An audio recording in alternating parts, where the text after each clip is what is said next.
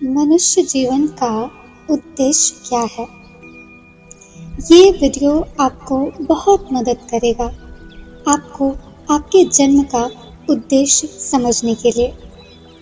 परमात्मा का ध्यान मनुष्य जीवन का सर्वोपरि सर्वप्रथम उद्देश्य है। प्रातः काल का समय है। मंद मंद शीतल हवा चल रही है। गंगा की ध्वनि वेद ध्वनि सी प्रतीत हो रही है। वन पर्वत आदि का दृश्य वैराग्योत्पादक हो रहा है। वैराग्य में उपरामता हो रही है।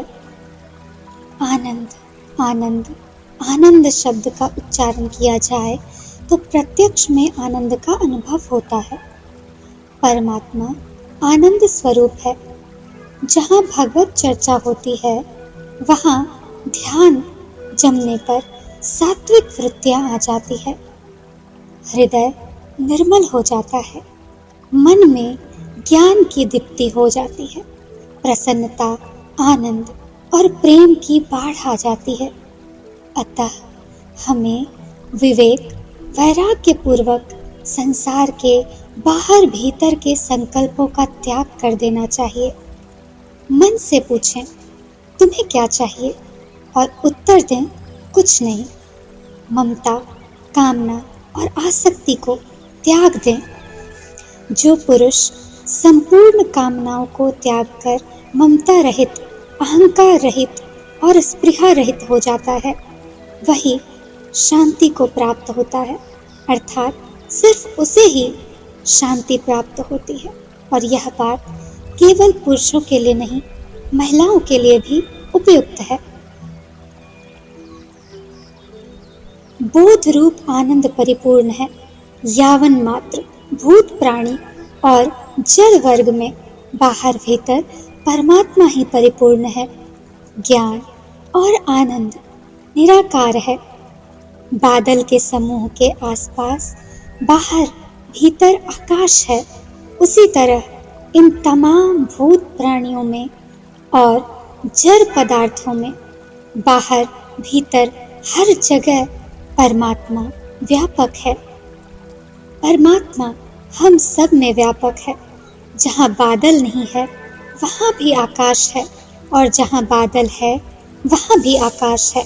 इसी प्रकार परमात्मा भी है। आकाश से बढ़कर परमात्मा व्यापक है। ज्ञान का परमात्मा का स्वरूप है।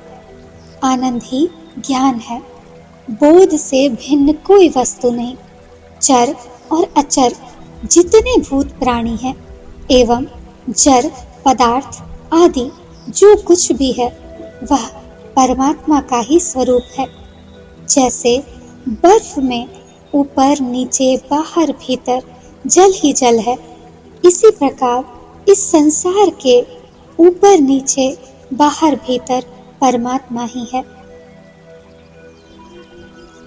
पुष्प के बाहर भीतर गंध है और पुष्प भी गंध है। कपूर के बाहर भीतर भी गंध है और कपूर भी गंध है। इसी प्रकार परमात्मा है। जगत के बाहर भीतर परमात्मा ही है। आकाश से ही बादल उत्पन्न होता है। बीच में भी उसी में रहता है और लीन भी उसी में हो जाता है। इसी तरह यह जगत परमात्मा से हुआ है, उसी में है एवं उसी में लीन होता है।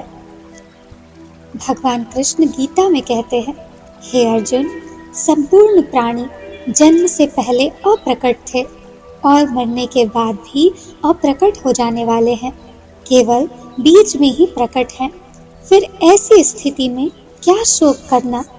वह चराचर सब भूतों के बाहर भीतर परिपूर्ण है और चर अचर रूप भी वही है, और वह सूक्ष्म होने से अविज्ञेय है तथा अति समीप में और दूर में भी स्थित वही है। परमात्मा प्रकाश की तरह बाहर भीतर सब जगह परिपूर्ण है। चर अचर भी परमात्मा का ही स्वरूप है। एक ही परमात्मा स्वप्न की तरह अनेक रूपों में दिखता है।